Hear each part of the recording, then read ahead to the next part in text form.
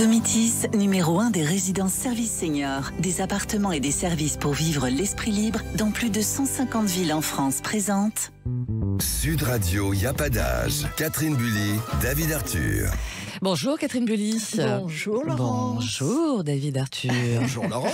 Alors ce matin, vous nous emmenez du côté de la Vendée, c'est ça? Absolument, je vous emmène en Vendée où la plateforme Le Nid des Aidants met en place des aides pour apporter un soutien aux aidants qui ont tant besoin de prendre soin d'eux pour évidemment être capables de prendre en charge leurs proches.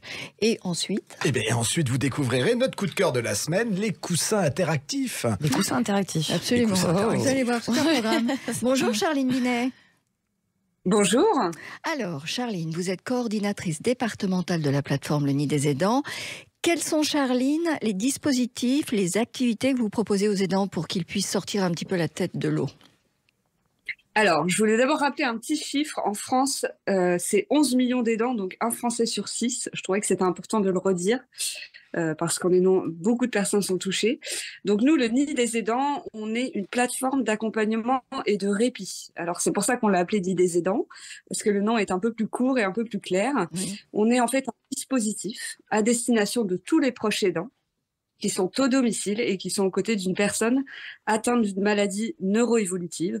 Donc ce terme est un peu, couvre les maladies d'Alzheimer, Parkinson, sclérose en plaques. D'accord. Alors, est-ce que vous sentez de la part des aidants justement une attente pour pouvoir se changer les idées et faire autre chose ? Et puis dans un autre temps, est-ce qu'ils acceptent facilement qu'on prenne soin d'eux à leur tour ? Alors les attentes, effectivement, quand ils arrivent à nous, il y en a. Des attentes de répit, d'abord de soutien individuel. La première phase chez un aidant, c'est d'abord de l'écouter. Je crois que c'est la première étape et nous, c'est ce que l'on propose, c'est une écoute individuelle. On va recevoir l'aidant pour identifier avec lui quels sont ses besoins, ses difficultés, ses doutes. Et puis ensuite, on va proposer des ateliers collectifs de répit. Donc le besoin, il est vraiment autour de ça, prendre soin de soi et puis aussi retrouver et partager avec d'autres aidants, ce qui permet aussi de rompre l'isolement et se sentir beaucoup moins seul. Qu'est-ce qu'il y a comme atelier aujourd'hui ? Alors, on a de la sophrologie, on a de l'art-thérapie aujourd'hui, et puis tout au long du mois, en fait, on a des programmes assez variés en fonction des territoires, musicothérapie, on a de la socio-esthétique, plein d'ateliers pour prendre soin de soi. Et est-ce que vous écoutez les demandes des aidants ? Est-ce qu'on peut vous suggérer des ateliers, des activités ? Bien sûr, au contraire, on est très à l'écoute de ces demandes. Nos programmes d'activité, en fait, ils sont trimestriels et on fait des enquêtes de satisfaction, ce qui permet de relever les besoins des aidants. Et ça, c'est toujours basé sur ce qu'ils nous ont dit. Moi, quand j'ai démarré en 2018, j'ai surtout, avant tout, écouté ce qu'ils avaient à me dire par rapport à leur situation. C'est déjà difficile d'accéder jusqu'à nous parce que, pour reprendre votre question de tout à l'heure, quand on est aidant, on n'a pas du tout la notion de se faire aider. Et c'est pas du tout quelque chose de naturel, bien au contraire, puisqu'on considère que c'est plutôt le proche qui est malade, donc qui a besoin d'aide. Or, c'est pas le cas. Oui. Puis on est pris dans une spirale, c'est pas facile. Et est-ce que aujourd'hui vous couvrez la Vendée, mais dans son intégralité ? Dans son intégralité, depuis 2023, on en est très heureux. On a démarré en 2018 sur le secteur des Sables d'Olonne, si vous connaissez, pour les connaisseurs de la Vendée. Et puis petit à petit, on s'est déployé sur des zones qu'on appelle blanches, puisque c'est un dispositif qui est financé intégralement par l'Agence régionale de santé. Et porté par un établissement et qui du coup aujourd'hui couvre l'intégralité du département, donc on s'en félicite. Et alors justement en termes de coûts, combien ça coûte pour un aidant d'utiliser vos services, et est-ce que ce coût est proportionnel à ses revenus ou pas ? Alors ça coûte rien, c'est intégralement gratuit et ça du coup on en est assez content. C'est un service public. Donc, on peut le proposer de manière totalement gratuite. Nous, on travaille effectivement avec nos financeurs pour permettre à ce dispositif de continuer à être gratuit. Donc, on a des participations, par exemple, du département de la Vendée via la conférence des financeurs qui vont nous financer tous nos ateliers. On va proposer pas mal de projets. On va aller chercher différents financeurs, type Malakoff Humatif, Agir Carco, tous les financeurs annexes. Et notre défi est de continuer à pouvoir le rendre gratuit. Parce que vous le savez, c'est un coût, le maintien à domicile.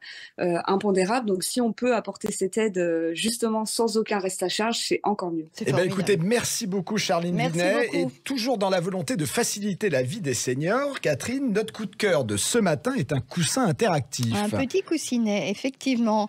C'est comme un petit ordinateur, en fait, qui vous permet, au travers de votre téléviseur, d'avoir accès à un système de visioconférence, une messagerie simplifiée, communiquer avec vos proches. Vous pouvez aussi avoir de la musique, des films. Enfin, c'est très, très complet. Et alors, en plus, l'autre chose qui est intéressante, c'est que chaque fonction est accessible depuis une icône en grande taille qui est placée sur le coussin. Et avec une simple pression des mains, effectivement, il y a une plaque sensitive qui va permettre de lancer l'application sur le téléviseur. Voilà, l'interface a été étudiée évidemment pour simplifier au maximum l'utilisation des personnes qui ont du mal à voir ou qui ont des douleurs articulaires. L'ensemble résiste au choc tout en restant léger, comme un petit coussin. Eh bien, écoutez, alors si vous voulez découvrir Victor, notre coussin interactif préféré, Victor le coussin. Voilà, parce qu'on en a un préféré. Il vous attend sur le Facebook ou l'Instagram de l'émission.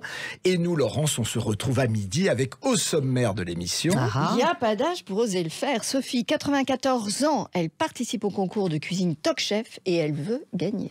Il n'y a pas d'âge pour s'évader. Philippe Clohagen, fondateur du Guide du Routard, nous emmène à petit prix aux Antilles et plus précisément en Martinique, havre de paix très prisé de nos aînés. Et il n'y a pas d'âge pour en parler. Le viager, bonne idée ou non? Si on a une petite retraite, oui, ça semblerait être une bonne idée, mais pour les héritiers, c'est pas toujours la même histoire. Et nous recevrons Daniel Russo, actuellement au théâtre du Montparnasse, dans la pièce Albert et Charlie, qui n'a de cesse de nous réconcilier avec l'humanité. À tout à l'heure. Que le Laurence. programme. Merci beaucoup Catherine et David. Et À tout à rendez-vous l'heure. tout à l'heure à midi sur Sud Radio. Merci. Sud Radio, y a pas d'âge. Catherine Bully, David Arthur. Avec Domitis, numéro 1 des résidences services seniors, des appartements et des services pour vivre l'esprit libre dans plus de 150 villes en France.